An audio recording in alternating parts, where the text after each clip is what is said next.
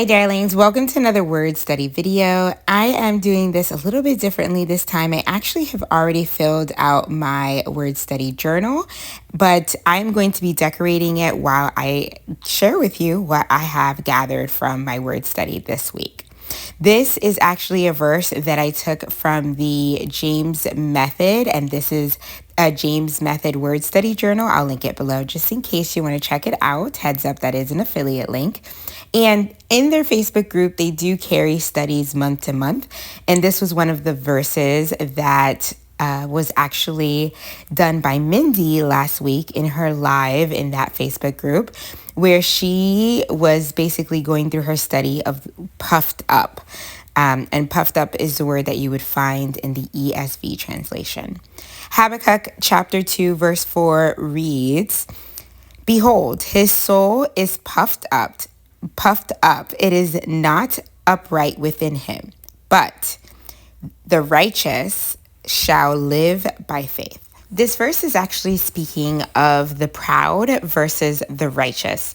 And specifically, it was actually speaking about the people of Babylon and that empire who would be the nation that God would use to bring judgment on the nation of Judah. Now, this sounds really hard because as Habakkuk is having this conversation with God, and he's kind of bringing kind of a plea, a lament about what was happening currently around him, God is answering, listen, I see what is happening, and I'm actually going to bring judgment.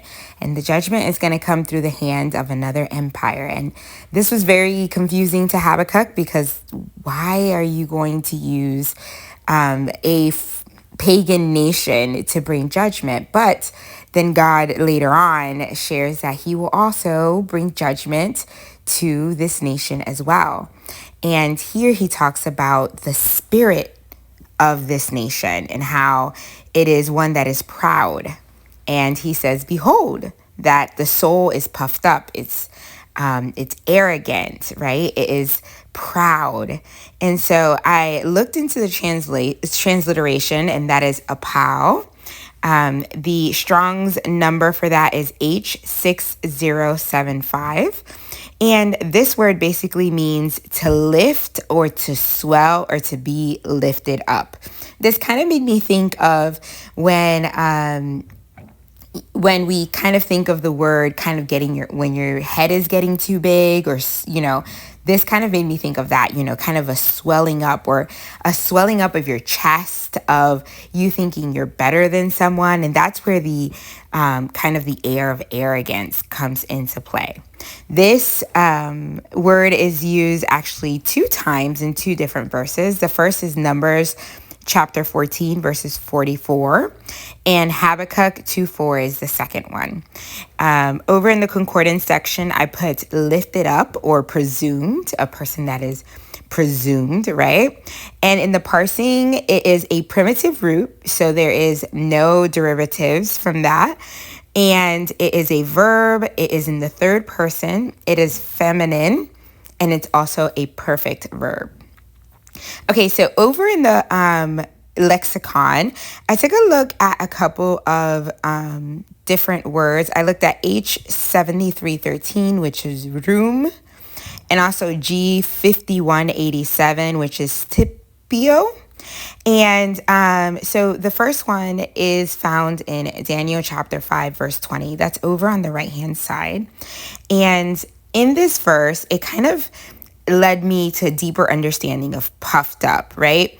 In Daniel chapter 5, verse 20, he says, "But when his heart and his mind were puffed up," that H7313, "with arrogance, he was brought down from his royal throne and stripped of his glory." Here it's talking about Nebuchadnezzar, which we all know from the empire of Babylon. So we kind of see that happening further down the line. And then we're also taking a look at 2 of Timothy chapter 3, verse 4, when it talks about how it says they will betray their friends and be reckless. They will be conceited with pride, and they will love pleasure rather than God. Or right? And so here, this verse is talking about people in the last days, how they will be reckless, how they'll be conceited, full of pride. They'll love themselves more rather than God. These people, even though it's describing people in the last days, these arrogant people, these people that are puffed up, we have seen examples of these people before. So this is not new. This spirit of being puffed up, or this spirit of a pow, which is what I was kind of picturing as I was doing my study, has been seen before throughout different sections of the Bible. And that spirit is one that actually rejects God. So in my takeaway, I talk about that. I talk about how the heart that has the spirit of proudness, right? It has an arrogance that rejects God and God's ways, and it thinks that it is able to sustain itself. It rejects dependency and trusting in God. And ultimately, what that leads to is also a rejection of the people around them, because they end up thinking that they're better than others because they get puffed up in themselves. They swell themselves up to the point that they think other people are beneath them. This is not the type of spirit that we should have. Under the two verses over on the right-hand side, I kind of build a little chart, the proud against the righteousness, or the righteous, sorry, because this verse also talks about the righteous, even though that is not my main word that I'm looking at, but I like to have that contrast here. So here I talk about how the proud is arrogant, is presumed, is greedy, and conceited. And then I talk about the righteous. The righteous is upright, he's humble, he's faithful, and they are lovers of God. I think many times when we think of people with the spirit of a pow, right, of people that are proud and arrogant, we think of non-believers. But this just reminds me of the Pharisees in the New Testament and how they became proud and arrogant, and they rejected the dependency on God, and they depended on themselves and on their status in the Jewish society. And this kind of made me sit back and reflect. Where is my heart? Am I puffed up? Am I a lover of myself, or am I part of the righteous?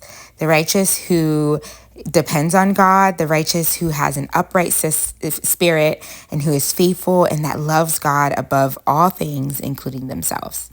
So I hope you enjoyed this Word Study Wednesday. Leave me a comment below. Thank you so much for joining me. Bye.